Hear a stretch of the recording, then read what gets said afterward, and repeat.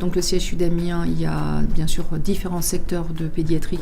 Donc moi je suis responsable de la dimension hémato-oncologie.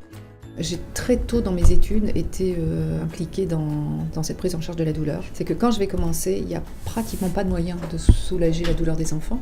Je vais donc aller à Sparadrap. Je vais m'y impliquer de plus en plus puisque c'est exactement les 3 axes pour lesquels vraiment je milite.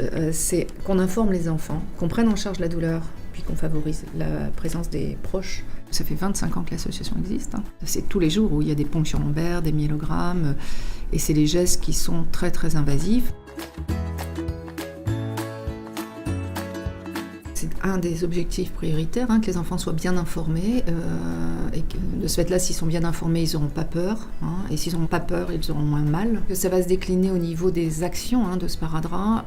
Tout d'abord, qu'ils aient des documents, parce qu'informer un enfant, bien sûr, le soignant se doit d'informer, mais qu'on ait des supports écrits.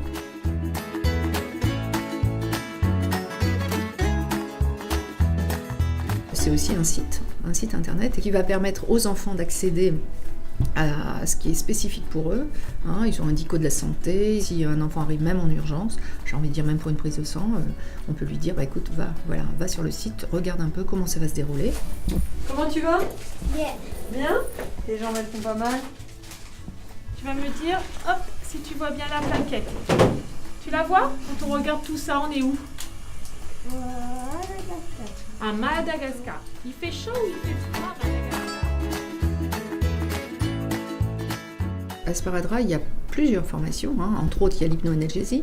Et après, il y a qui? J'ai choisi d'être formée à l'hypnoanalgésie parce qu'en fait, je voulais améliorer ma prise en charge des enfants lors de soins douloureux. On fait le soin, on l'accompagne sur une terre qui peut être imaginaire, avec par exemple le bruit de l'eau, le bruit de la mer, et du coup, l'enfant il part ailleurs et il ne se rend même pas compte qu'on lui a fait une ponction lombaire. L'enfant ressent quand même la piqûre et du coup se raidit, se crispe. Du coup, le médecin n'arrive pas bien à faire son geste. Alors que quand on utilise l'hypnoanalgésie, l'enfant part complètement autre part. Les parents, du coup, vivent le soin également beaucoup mieux. On ne peut plus justifier aujourd'hui de faire un geste sans prendre en charge cette douleur.